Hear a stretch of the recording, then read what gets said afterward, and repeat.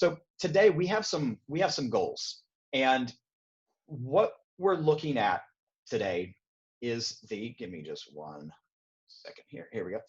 What we're looking at today are facilitation tips that we can use when we are leading Zoom meetings or leading workshops, leading facilitation sessions. And these tips will also help you as a participant. And hopefully today as a participant, you'll try some of these things and see if they work for you, but they'll also help your future participants when you're the facilitator. We're not talking too much about engagement and conversational tips today, but some of the Zoom tips that we're looking at do allow us to have more engagement, to keep people focused, and even as a facilitator to keep us focused. We will have Q&A a little bit in the second half of our 1 hour session, and we'll also have Q&A in about 1 hour. We're going to stop the scheduled session at 8 p.m. Hong Kong time and just open it up to any questions that you have that haven't been covered yet. We'll also take a look for those who want at a Miro whiteboard that was shared with you before the session. If you haven't opened the Miro whiteboard, no problem. You don't need to do that now. That's only after our full hour of session. So here are my assumptions today. And if these don't apply to you right now, that's okay. But this workshop was specifically created for people that have a paid Zoom account. Now, right now, if you're a participant and you're on a free Zoom account, no problem. But some of the things I'm going to show you today are abilities within the paid account. It's $15 US a month. So if there's something I show you today and it's not there, we're happy to help you if we can, but it may be because your account is a free version. We're also assuming that you have the newest Zoom update. This weekend, you had to update to 5.0. The latest release is 5.0.4. So that's what we're using, and that's what we use to create this. We are also, as mentioned, assuming that you've used Zoom before. If you have really, really basic questions like where's mute and unmute, that's a great question for Joshua in the private chat box. And we finally are assuming that you are connecting through a computer. If you're on a phone or a tablet today, no problem.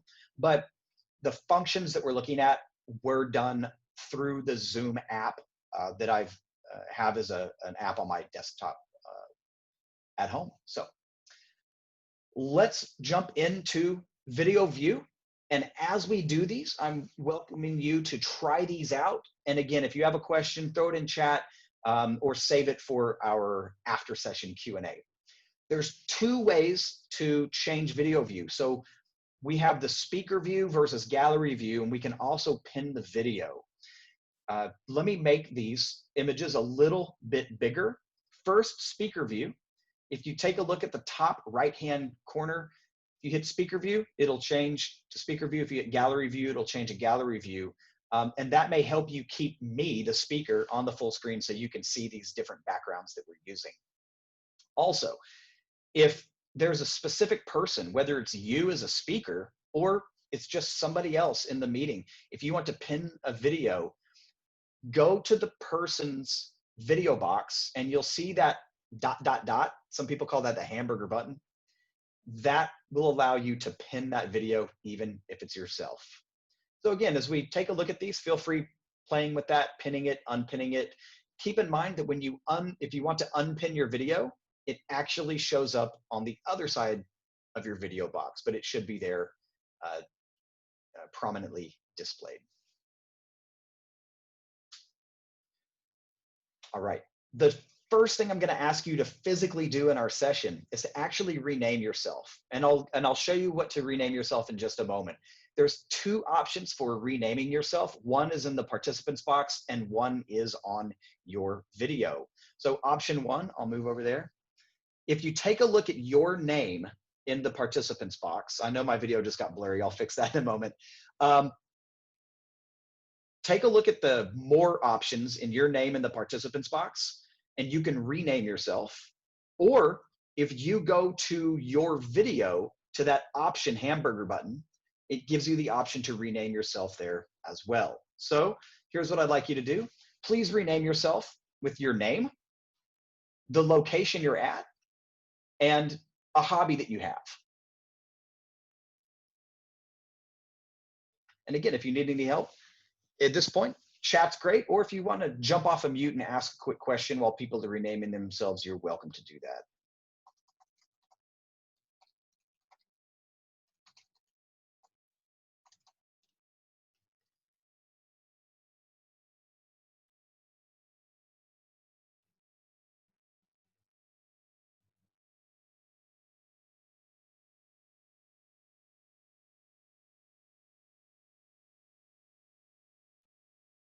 I like how Joshua has called me Rob in the chat box. When we do host and co-host, we'll have to start using a like a 3 strikes rule. That's strike 1. All right, it looks like a lot of people have started renaming themselves, which is great. Now, the reason we might want to rename ourselves is not only to give some specific information to just know who's here, especially with that location, but it also can be anything that you want, up to 64 digits, 64 different characters, which might become a little burdensome for reading the entire thing just on the basic display. But we can use this rename function to answer questions.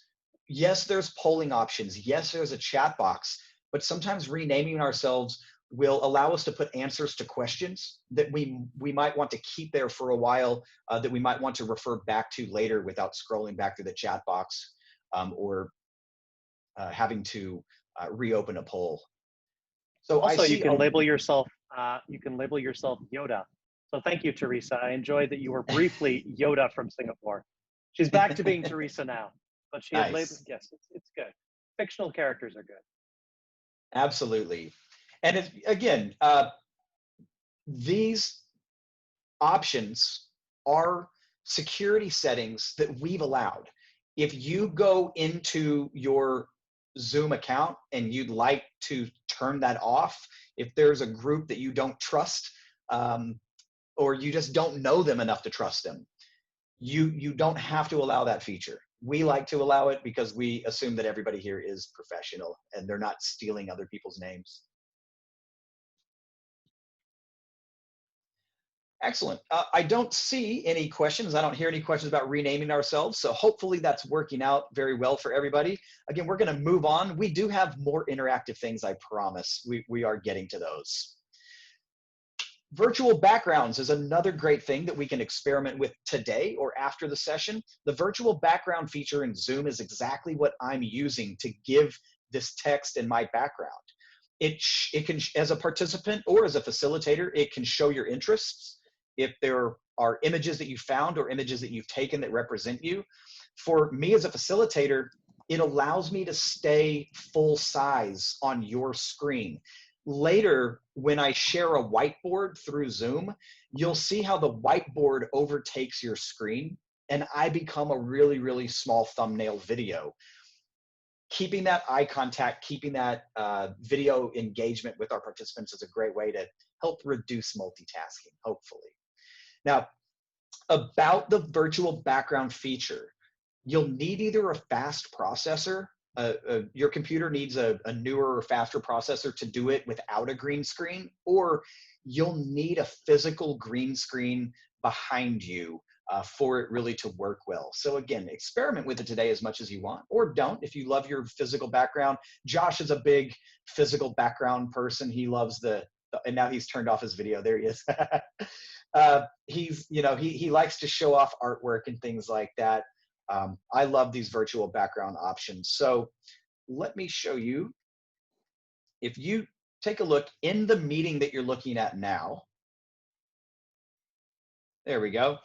You'll notice on my virtual background, I've got start and stop video. There's a little arrow key. It looks like the roof of a house, right? And when you open that, it pulls up your different camera options if you have different webcams set up, and then it gives you choose virtual background. You can also go to your meeting settings, not logging in your account through your browser, but you can go to your meeting settings and you can find your virtual background there as well. And this is what it looks like. I gotta say, I love Sookling's. Sookling, your virtual background is amazing right now. So that's an indicator that that's an example of what happens when you're, and also Fiona, so that's either you don't have a green screen or your processor on the computer is not strong enough. You're not alone in that, I promise. I have a beautiful example of Robert with that exact same issue. If you look at my background, that's what happened when Rob turned on his, if he's not using a green Don't screen. call me Rob. Right, too. Yeah, Joshua's screen was great. I was using a green screen for virtual backgrounds, and then I took the physical green screen away, and it somehow put a starry picture over my skin. It recognized me as a green screen, and it was just a glitch in Zoom. So with these virtual backgrounds, there are some that are default. They come with Zoom. You can upload any image, and you can also upload videos that just repeat on a loop.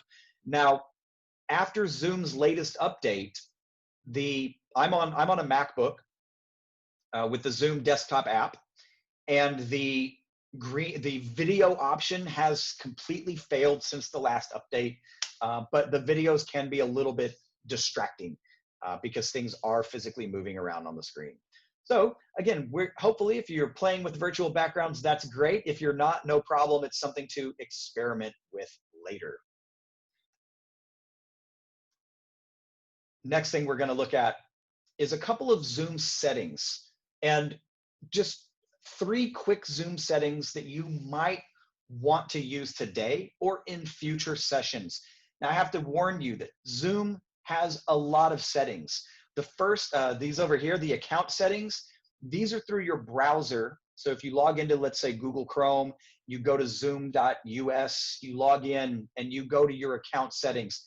There's like 100 different options. We're not looking at any of that today, but we do encourage you to go through it because a lot of those have to do with security. It has a lot to do with what your participants can and cannot do with their functions in your meetings that you're hosting. But what we're going to look at are the meeting settings, a couple of meeting settings that we can access here through the Zoom meeting platform. So this is what it looks like when I'm opening when I have my Zoom client, my Zoom meeting open. This is on my MacBook. I go up there and I go to preferences, and then what that does is it opens the meeting settings. And there's just about 3 of these that we're going to quickly look at, and I'm happy to send these images after the session. So don't feel like you have to remember all of this because there are a lot of settings to get lost in at first. So under the general settings there, use dual monitors. I wanted to point this out because for 2 reasons. First, I love using dual monitors. I've got my laptop with my regular laptop screen, but I have a larger desktop monitor that I use for my webcam. I put my main Zoom windows on there, and then on my other monitor, I've got things like the chat box. I've got internal messaging apps or even meeting notes that I've typed up or PowerPoints. I've got all of that, so it gives me more space. But the reason I wanted to point out the Zoom meeting sessions is that the Zoom meeting settings is that when we use physical dual monitors and we choose this option in our settings, it will allow us to have 2 video boxes. So we can have video functions on one monitor, and we can have all of our other Zoom functions on another monitor, like screen sharing, a whiteboard, a PowerPoint we're sharing, the participants box, things like that. And we had a really good question that comes up just as a future thing. Send your questions to Joshua because I might miss them, but I did see this one. Don't you get echo with 2 monitors? Excellent question. I don't, because my second monitor, it either doesn't have a microphone or speaker capabilities, or I've muted them. So today, I have dual monitors, which you can't obviously see physically, but I can see my dual monitors, and I've got my earbuds in. This is my microphone, and this is my speaker. So I could have even a 3rd monitor set up if I wanted to, and it won't create any additional.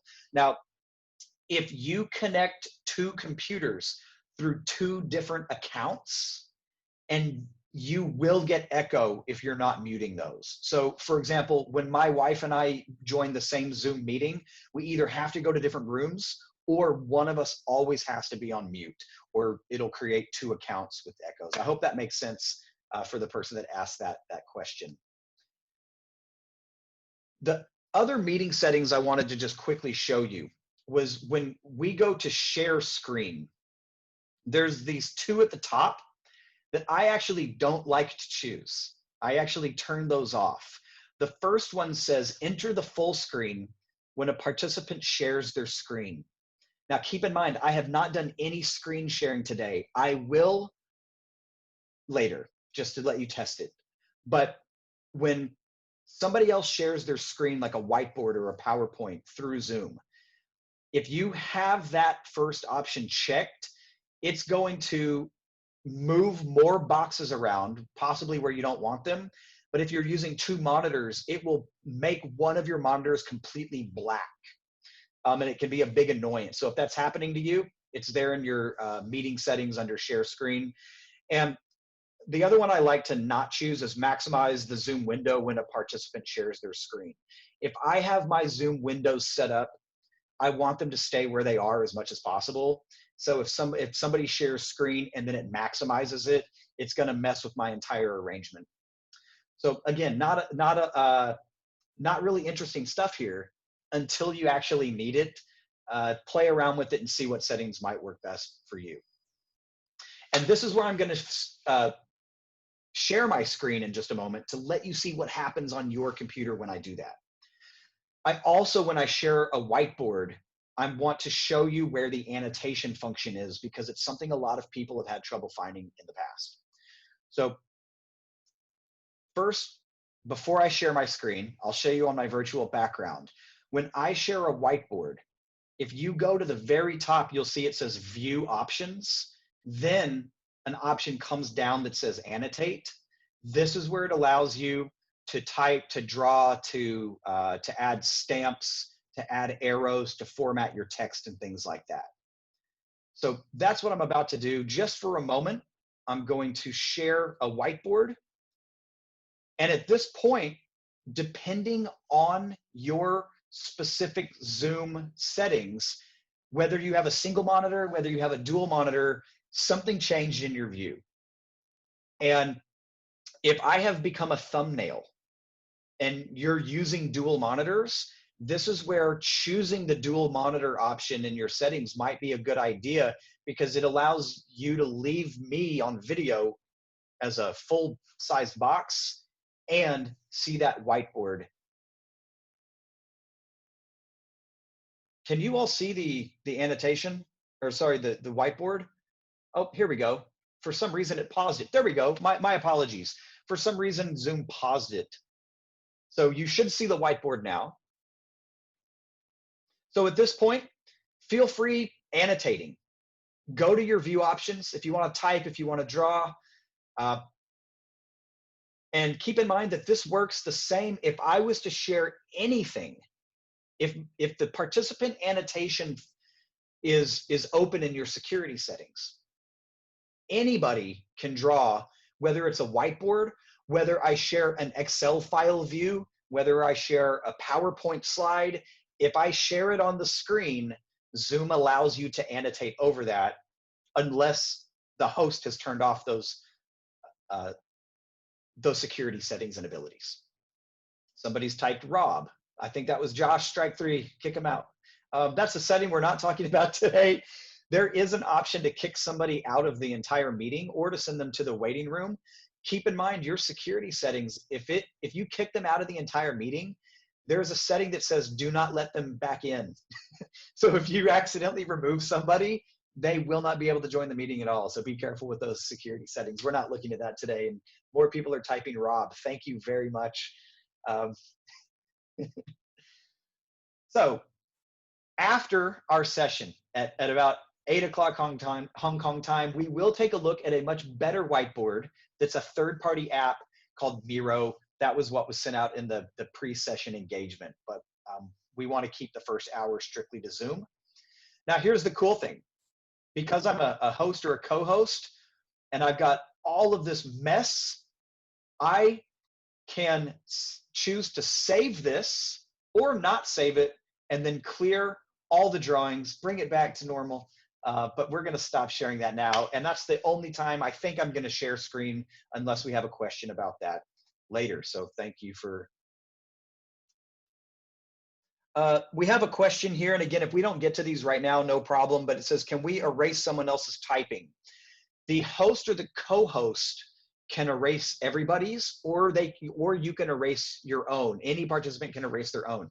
I don't believe you can erase other people's. And if you can, it's a setting that I actually haven't seen before. But with all the new Zoom updates, sometimes things change overnight. But I don't think so. Is there a way to tell who wrote what? That's another great question. There is not through the Zoom function.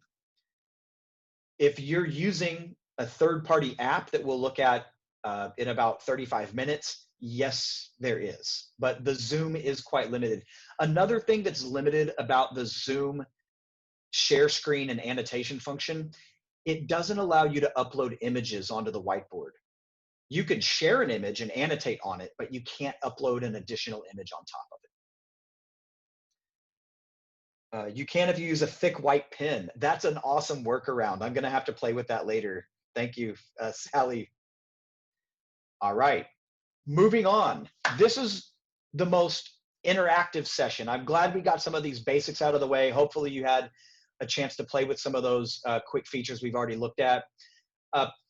Now we're going to do a breakout room. I'm going to talk about breakout rooms first and give you some tips. Then we're actually going to do a breakout room, so you will get to talk and engage, even if we have 50 people here, which is a very large group. So if you've never used the Zoom breakout rooms before, we love them because they're one of the only platforms that has video breakout rooms available. A lot of the other major platforms have breakout rooms, but they're audio only. Zoom lets you keep your video, and that really does, again, increase engagement. It increases that eye contact, body language, and just the visual awareness that we have, which can reduce multitasking. It's great for small group activities and discussions. Here's the biggest problem with Zoom breakout rooms. There's no actual two-way communication with the main room. What that means is that if I'm the host and I'm in the main room and everybody else is in a breakout room, they can't chat directly with me through Zoom. They can't talk audio with me. They can flag me that they need help and I can join their room, but then I'm only with one breakout room. They can chat with each other in the breakout room, but they can't chat with me, the host in the main room. As a host, I can broadcast a message, which I'll show you when we're in our breakout rooms, but it doesn't allow you to broadcast a message or talk back with me. So what can we do about that? Well, here's what we need to know before we get into our breakout rooms. So breakout room communication. In this side, this is our go-to recommendation. Put all of your instructions or any files that people need in the chat box before they enter the breakout room, because when we're in the breakout room, we can open the chat box and we can see all the previous chats from the main room and also the previous chat from our personal breakout room. So as the host, I will be putting in the chat box instructions for our breakout room we're about to go to, so you can just open that up again. Now, there are some alternatives here I put at the bottom. You can ask participants to take a screenshot, but if somebody in a breakout room, if 4 people are in a breakout room and nobody took a screenshot of on-screen instructions, then that breakout room won't have the instructions to look at. You can use a third-party app. If you're using a whiteboard like Miro, or if you're using like polling and slide tools like Mentimeter, you can push instructions and notifications through that anytime, but it's not through the Zoom platform. They would need to be connected through another URL. And again, as I mentioned, you can broadcast messages, but it's really a one-way communication. So In just a moment, Joshua is going to put everybody into breakout rooms of about 4 people. And here's the instructions that we will also put in the chat box before we go to the breakout rooms. Here's what I'd like you to do. Since you'll have about 4 people, you're going to have 5 minutes total. Do a 30-second introduction each person. And if it's less than 30 seconds, that's okay. Hi, my name's Robert. I'm in Hong Kong. And maybe describe your hobby that you put in your renaming activity earlier. Then that's 30 seconds or less, because we only have 5 minutes total. If you individually have a question about Zoom, just tell it to your breakout room and put it in the chat box, because when you come back to the main room, you can open the chat box and see your breakout room chat messages. But the other people in other breakout rooms cannot see your private breakout room chat messages. Then, if you also have a tip for using Zoom that we haven't covered today, share it. Share it with your breakout room. And then finally, before the 5 minutes is up, please nominate a spokesperson to come back to the main room after the breakout room. Your spokesperson is going to be asked to use the chat box to take at least one question and or at least one Zoom tip. Put that in the chat box, and we'll have a little bit of main room discussion and Q&A when we come back from the breakout room. Now, before we get to the breakout rooms, Joshua, can I ask, do you have the breakout rooms created, sir? Go ahead. Sorry, I just had to unpin my video. Yes. Is that a yes? Yes, you do. Thank you, Stormtrooper Joshua. And in our chat box, Josh, can you put the instructions in the chat box, please? Yes, I can. Awesome. Easy peasy. I have those too if you need. I get. Awesome. So, Boink. yes. So in the chat box, Josh has now put those same 4 instructions that you see on my virtual screen. So again, go to your breakout room. You've got your instructions. Before we go, would anybody like to ask any questions? Feel free coming off of mute if there's anybody completely lost.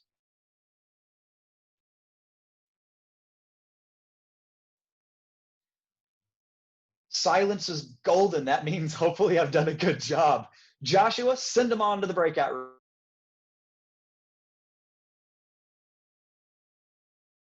It looks like everybody's back. By default, you'll be on mute when you come back, which is a great setting, so we don't have 50 people as background noise. So we will hear from your breakout rooms in just a moment.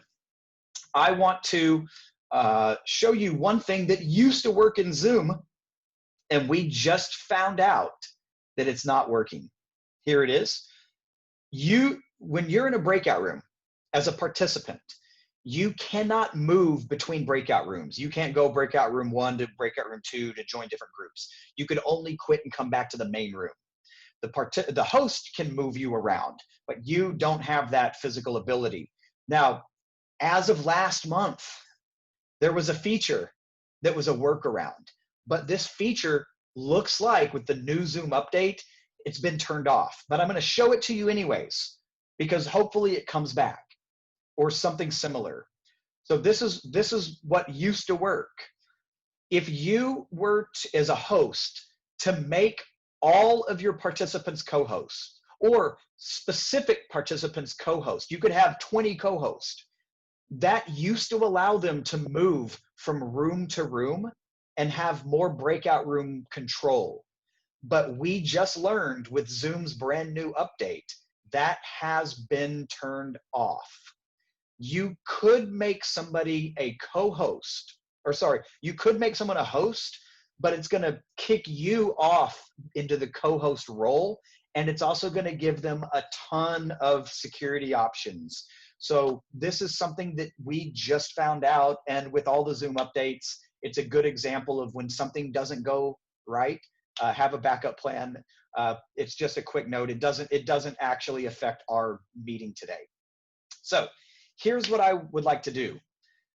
Breakout room spokespeople, we want to hear from you, at least in the chat box. And if possible, we have about 10 minutes for this discussion. So chat box spokespeople, please put to everyone, please don't send this privately, send it to everybody, a question from your breakout room. If you have more than one question, that's awesome.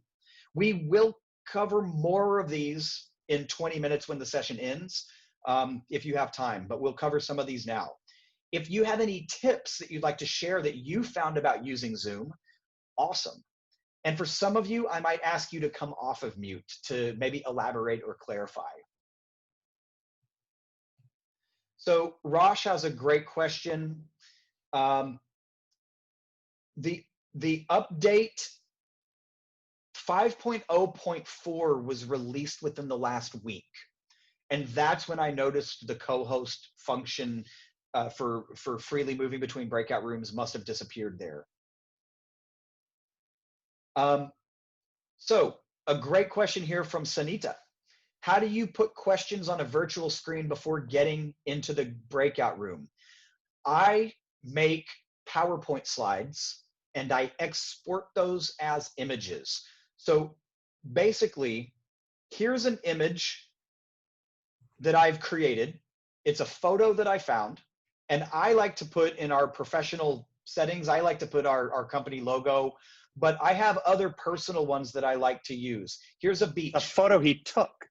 This, yeah, I almost always use photos that I took just because I think it's fun to show off, you know, things that I've done. But sometimes I find things from, this is from an art magazine. I like motorcycles and I might use this socially just because I think it looks cool. I can upload any image I want. But if I go into a PowerPoint function or even a word processor and I take a screenshot or I export slides as an image, I can put in any logos, any text, anything I want. So let me go back, where were we here? Think about this as a PowerPoint slide that I created and I export that as an image, or I can just take a screenshot of the specific frame. Great question there. Let's see, where were we?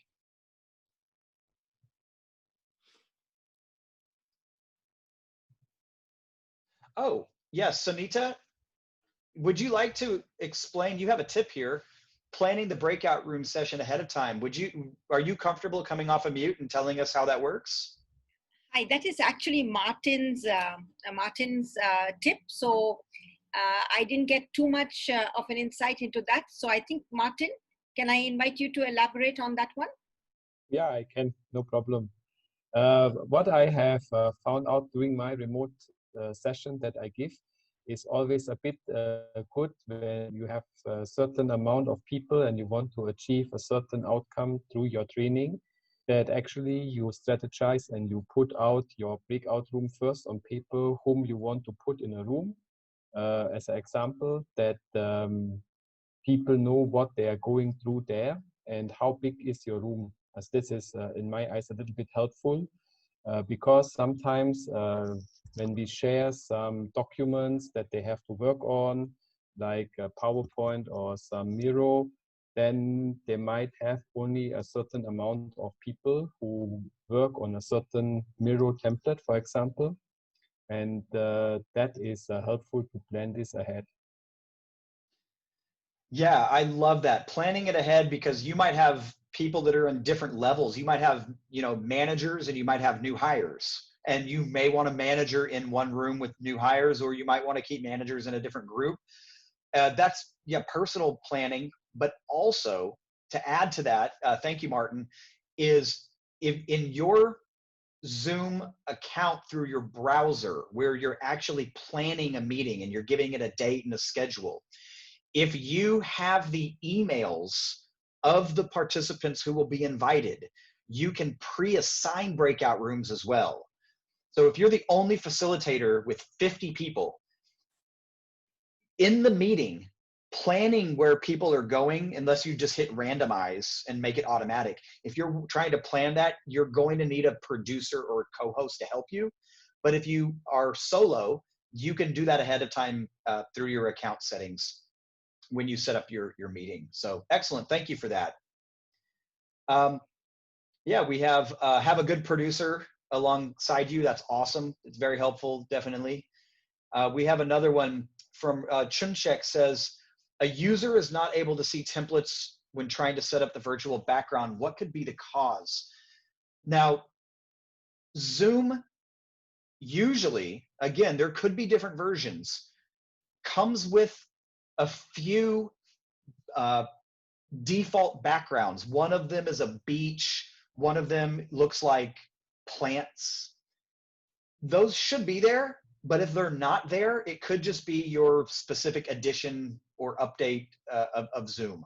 I'm not quite sure, but I rarely personally use those. I just find a photo that I like from online or something that I've taken and just upload that, and it should save it as well. So the next time you go into your breakout rooms, sorry, your not breakout rooms, sorry, your virtual backgrounds, those images should still be there from when you uploaded them before.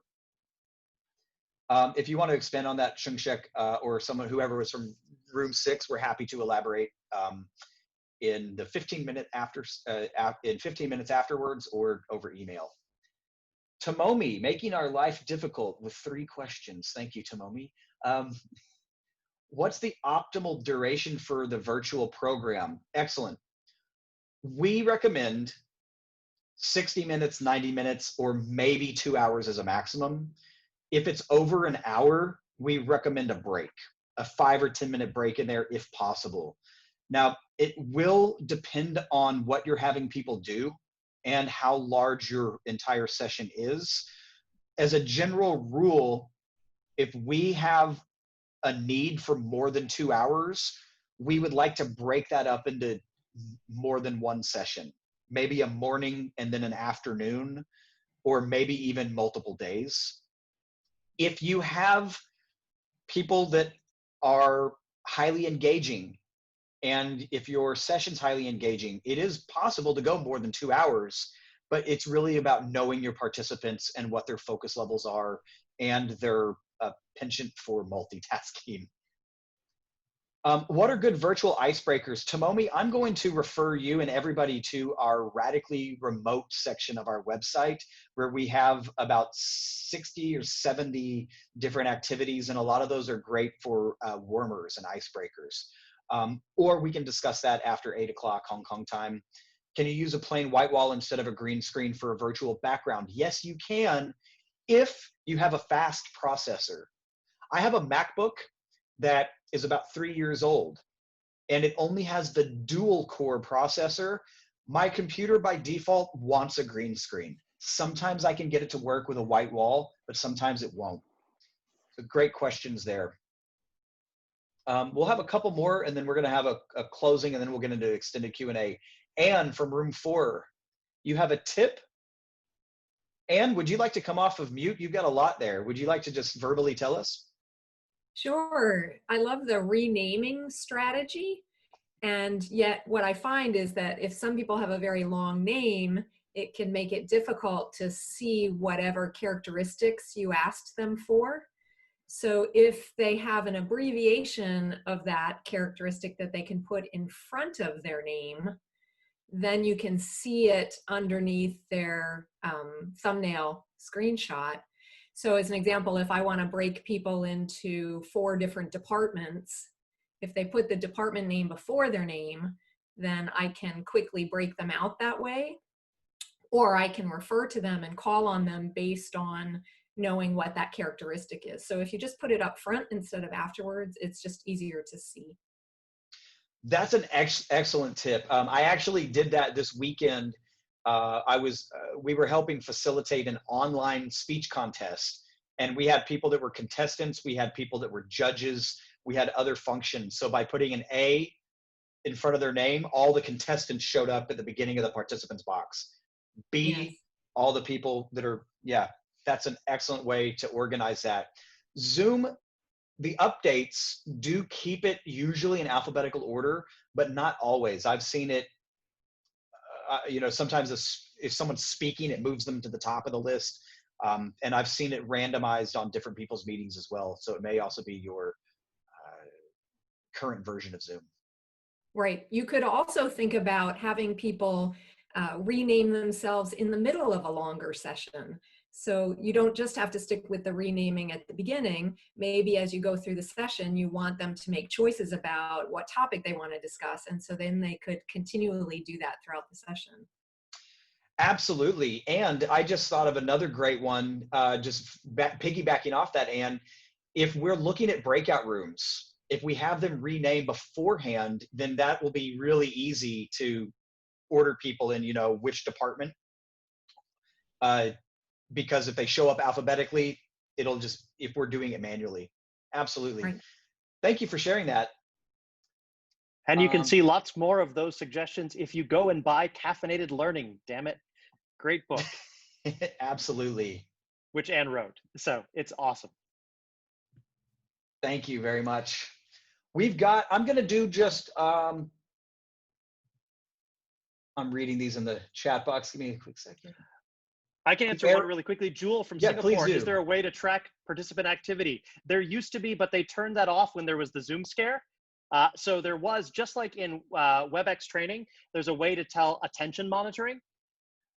That can be used in a positive way as sort of feedback to yourself. People sometimes use it as a punitive way, and I'm not a fan of that. As an awareness point, as a facilitator, having that kind of feedback is useful. You know when people are drifting off. But they turned it off because honestly, during the whole Zoom mini crisis, people got worried about it, and they're like, "Oh no, everybody's watching us!" But they just forgot that it actually is a feature on like nearly every other platform. So Zoom has temporarily turned that off. It'll probably be back on again sometime in the summer. Excellent. Thank you very much, Joshua. No worries. And I do see this final question in the chat box. It says the arrow, and this is from LX in Singapore. The arrow annotation tool can only be used by one participant as opposed to the rest of the annotation tools. Is there a setting to toggle that? That's a great question. I don't know. And I'll look into it. But if by default, everything in that the annotation toolbar, if everyone can use draw, if everyone can use text, but the arrow function is not being able to be used simultaneously, I would by default say it's broken and no. But you never know with all of these Zoom updates. Now, that does bring me to one final thing before our closing. There is a way to allow more than one participant to share their screen at the same time. But, and this isn't a video that we can link to at the very end in our closing. I made a video of Zoom tips and tricks. Some of these we've covered today, some of them we haven't had time to, but if your participants have 2 monitors and they have chosen that meeting setting as dual monitors, then you can, as a participant, allow and see 2 different screens. So 2 different whiteboards at the same time, or 2 different PowerPoints, or 2 different Excel files. The problem is that you have to physically have 2 monitors set up. You can't trick Zoom and say, oh, I have 2 monitors, but I really don't. It knows. And you have to have that meeting setting set up. So if you have a participant that doesn't have that, they won't be able to see both monitors. So that's definitely something maybe for an internal team who meets regularly, who wants to invest that money. I hope that makes sense, and I can explain that more if needed later. The final tip that I want to give today before our final closing is second camera options. Now, I know a lot of people might have a laptop, but they have a better webcam, which we recommend by default. This is going beyond that, though. I'm not going to show this first option where it's about my phone, but if you go to your share screen options, if you have an iPhone or an iPad, and this is through my Mac, so it might be different for Windows users. If you have it physically connected through a cable, or you have it connected through AirPlay, you can share your entire phone view. So what I see in my phone, you would see everything. So I've got a private message here. You would be able to see that. So be careful if you do that. But the reason this is a good tip is I can set up my phone through the camera function. And if I point my camera function at a document or at anything physical, or I set it up on a tripod to be pointed at a document, then you can see that. It's a really quick, easy method. Just be careful if you get a message that pops up from your significant other, everyone else is going to see that too. The final thing I'd like to show you is I have a webcam here that you're looking at.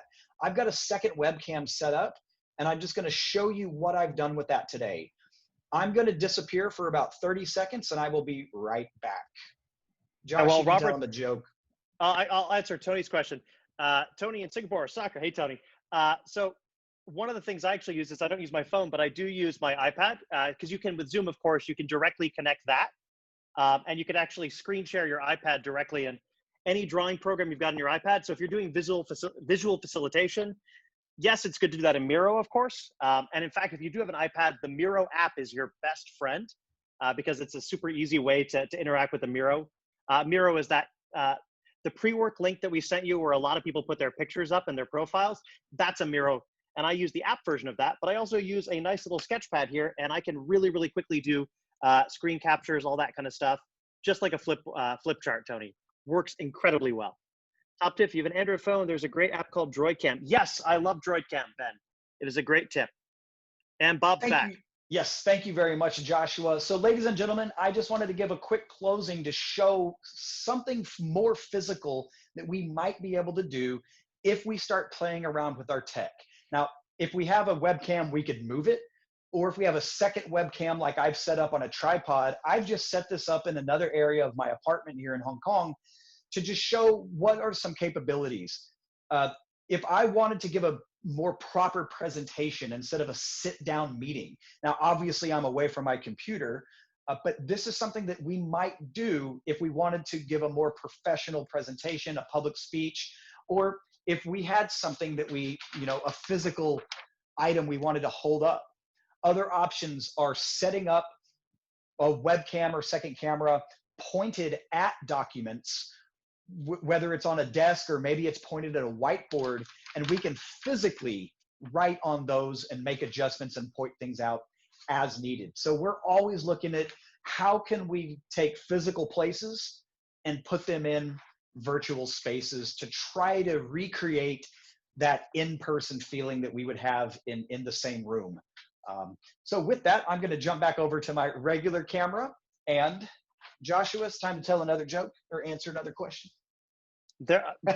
All the questions have been answered. I'm just underwater here. If anybody does have another question, feel free to toss it into the chat. I hope to see some of you, I know, in like, oh, that was really fast. Never mind. My joke would have been too short for that. I could tell you the one my nephew told me. He's 4. Go ahead. His jokes are awesome. You have 30 seconds. I'm going to have him tell it. So no, go. Okay, so everyone, thank you so much. We're right on time. We've got 1 minute left. So Joshua, can I get you to get those links ready to share, please? Yes, sir. So we are about to finish the regular session. So we know if you have to log out after 1 hour, totally understand. Or if you have no questions, and we did a really great job, go play with Zoom, go have fun with it and test things out. I'm going to put my email in the chat box as well. And of course, with the different session information that Joshua's already sent out, you can contact us anytime to follow up with questions. For the next 30 minutes, we're going to be here to do more Q&A to help. Also, I would love to share or answer questions about the Miro pre-session engagement canvas that Joshua shared. So if you have a question about using Miro, we have time to answer that. And Joshua did put in the chat box some links. There's the top tips video that we've created. There's an annoyances video. What don't we like about Zoom and what can we do about it? And then finally, there's that pre-session URL that Joshua sent out over email, but it's in the chat box as well. So thank you all so much for being here. And at this point, I'm just going to shut up and let everybody ask questions either off of mute or in the chat box. And a big thanks to Josh for being a great co-host. It's fun to be the co-host every once in a while. If you've signed up for the other things, you'll see me leading the next 4. And Bob's going to have revenge for everything that I've done today. So if anyone's got questions, stick around. Feel free to come off mute. Bob's going to talk a little bit about Miro and such. I got a quick question. You bet, Darth Paul. In the breakout room, can you pre-decorate the breakout room, like put your Knowmium logo on it, stuff like that? Not To that my we knowledge, are aware no. of. Never seen so that. The program where you can do that, so you might be thinking of like with Adobe, so Adobe's Connect has the pod feature where it has persistent breakout rooms. One of the things we don't like about Zoom and most other ones is they don't have persistent breakout rooms. We still think Zoom is way superior, but what you can do is on a Miro canvas for the different rooms there, so the different whiteboard spaces, you could pre-decorate that with any sort of questions you wanted, any sort of image you wanted, whether that's your logo or a video. We'll be actually, anyone who's in my Friday session will be playing extensively with that. But yeah. Okay, all right, thanks. No worries. Thanks, Darth Paul. Can I ask guys about the green screen? Simply because my background, as you can see it, is what you see. And it's either too light or I don't have the processing speed that you talk of. So what would you recommend? Do I literally have to get a physical green cloth or something behind me or what?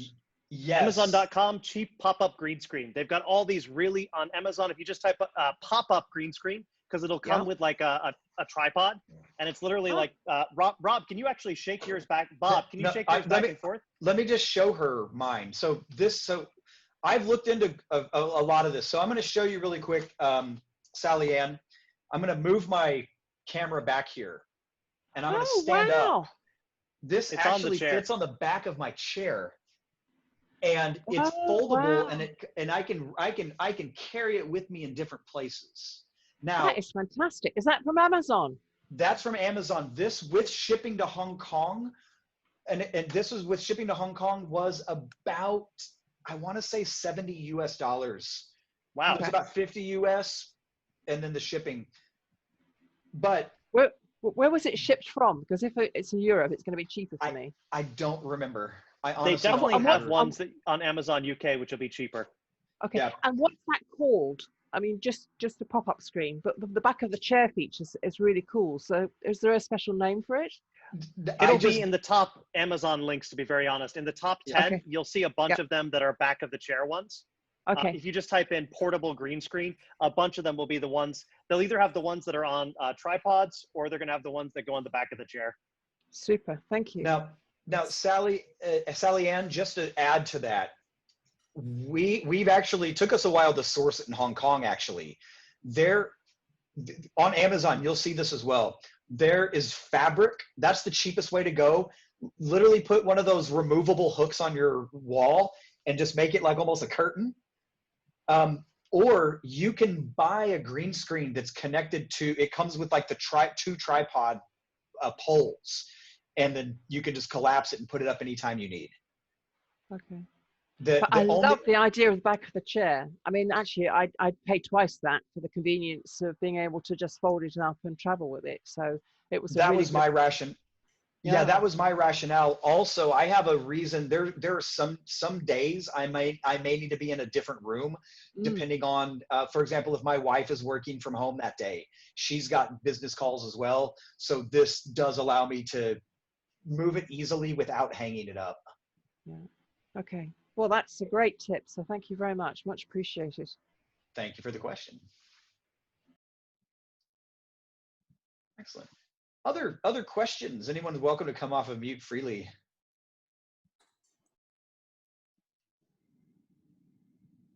Joshua, what have you got on your head? I've got my friend. It's a beautiful cat. Joshua's using, I think it's probably, is that Snap Camera, Joshua? Snap Camera, yeah. It's working with Zoom 5.0 again. It's a free download, and it's a lot of fun to play with. Yes. Just test all your filters out before. Yeah, there's a lot of, it's completely goofy, but you can use it to make points sometimes, or just to be ridiculous. Yes, yeah. So Zoom, in the early April, Zoom disabled the ability to use camera overlays like Snap Camera, which Josh is using, Prezi Video, which isn't a background, it's more of a foreground. Images will come on the foreground that you could even, you know, get behind. But they fixed some of them, but not all of them. There are some other workarounds, but we didn't want to get into that today. If anybody wants to hear about it, we can show it to you. But my nephew loves them. He'll sit there for like half an hour saying, be a dinosaur, be a truck. And you just type it in and there's usually an overlay. So it's very popular with 4-year-olds. I can say that. That's the judgment. Azar has asked a good question in chat. Can we check who attended easily? Yes. The easiest, well, one of the easy, yeah, go ahead, Josh. I'm sorry. No, you go ahead. If you have registration turned on, if you use the Zoom registration system, then yes, you can print a meeting report in the report section of Zoom.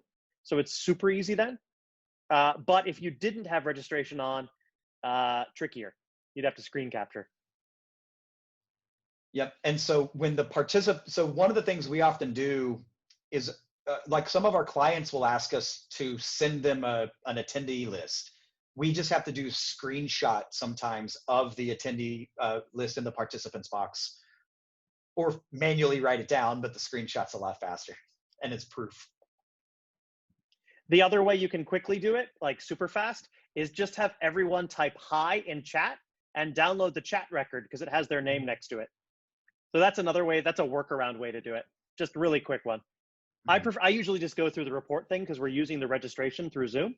But if you're not doing that, just get everyone to type hi in chat and you got a record of, well, you got a record of their screen name, which may or may not be their real name. Another thing we didn't discuss today that is in the, we have a video on this as well on our Radically Remote website. It's syncing the computer visuals with your phone audio. So there are times where somebody connects on their computer for their video, for the chat, for their screen, but for some reason their computer audio is not going to be good. So they physically dial in using their phone. But if they follow Zoom's instructions, they can enter their participant ID and Zoom will merge those two accounts. So it doesn't look like computer account and then phone account, which causes problems in breakout rooms because those two accounts could go to different breakout rooms. So you can hear one but see another. So there is a way to merge those fairly easily. If anybody's ever encountered a problem with that, Zoom's recent updates have actually made it very simple and easy to do. Yeah, actually, just to briefly say to what Robert was talking about there, I can actually show, Robert, can you make me a co-host real quick, or am I a co-host? You're a host? No, I made you the host. Oh, you made me the host. I didn't know that. I'm heading off. I switched you over. Oh, here we go. Because you've disabled there we screen. go. Thank you. Just because I want to screen share. Yeah, go for it. I'm going to show. So yeah, you'll be getting a link afterwards, but we actually have a whole online course, which is all free. This is free, by the way. This is not a sales pitch, but it has tons and tons of videos. There's actually about 10 more I still have to upload here. It's got all the interviews, including with Anne. Hello, you met her. It's got the conference talk, and it's got through what. So basically everything Bob was covering today. When I said Bob made a lot of videos, he made a lot. Every one of these is a walkthrough of how to use different features, and you'll be getting a link that takes you to that. It's just a free little course you can take, and you can see all of our fun stuff in there. So it's videos and tools, and you get to see me talking to you, and you'll get to see Bob talking to you. It also has a copy of our Radically Remote book, which is also free, of course. You can also download that on the toolkit. If you haven't downloaded that, please do. And if you like it, leave a review on Amazon saying that you like it. It costs nothing to do. Mm-hmm. We like the word free. Free is good. That's the biggest problem with a session like this. It's limiting what's the priority that we can cover in an hour and not just be spitting information, too much information. Today was even a little more information heavy than we usually like, but hopefully it was allowing everyone else to kind of do things, test things out at the same time. Awesome. Other questions, thoughts? You're welcome to come off of mute at any time. There's no more etiquette. So Nino, Mina, we'll be sending out after this week, we'll be sending out a follow-up email, which has all these tools in it, including the free course. You can also go now, anytime, to radicallyremote.com and sign up. As a note, there's about 10 or 15 more videos that have not been uploaded yet because I ran out of time today, but they will be uploaded by midnight tomorrow.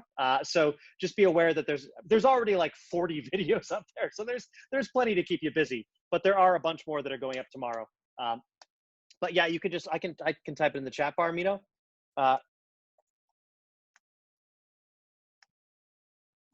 Radicallyremote.com.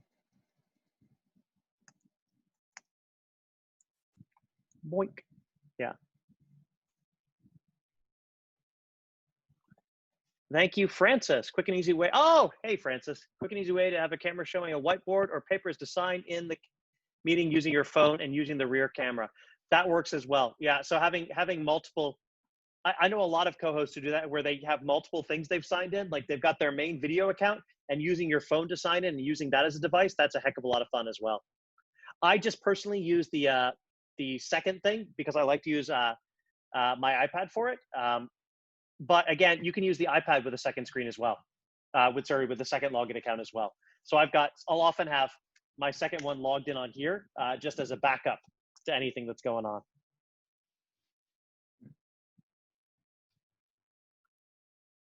Awesome. I'm going to leave you, Robert, for all of this.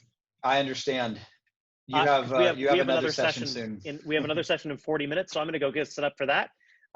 So thank you, everyone. Hope to see some of you later on this week for a bunch of the other sessions we've got going on. Very, very different topics. I'll leave you in Robert's good hands. See you all very shortly. Thanks for your help, Josh. And everyone else, I'm not leaving. If you leave and you're just sitting here like I'm just being courteous, you don't have to do that. But what I'm going to do is if there's no other questions, I'm going to screen share the Miro board